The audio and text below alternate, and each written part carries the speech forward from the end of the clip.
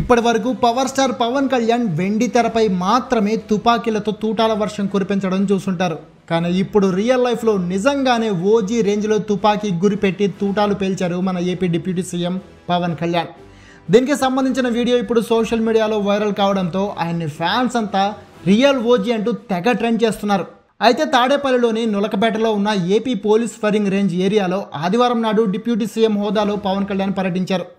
ఈ క్రమంలోనే అక్కడున్న ఫైరింగ్ రేంజ్లో అధికారులతో మాట్లాడారు. గన్స్ని ఎలా ఉపయోగించాలి, వాటిలోని టెక్నాలజీస్ ఏంటి అనే విషయాలపై ఆఫీసర్లని అడిగి తెలుసుకున్నారు ఆయన.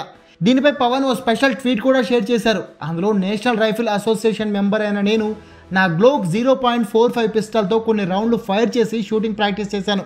వెపన్ ఎలా మెయింటైన్ చేయాలో అక్కడి ఆఫీసర్లని అడిగి తెలుసుకున్నాను. ఈ ప్రాక్టీస్ సెషన్ తర్వాత నాకు చిన్నప్పుడు మద్రాస్ రైఫిల్ క్లబ్ మెంబర్గా ఉన్నప్పుడు షూటింగ్ ప్రాక్టీస్ చేసిన రోజులు గుర్తొచ్చాయి అని పవన్ తన ట్వీట్లో రాసుకొచ్చారు.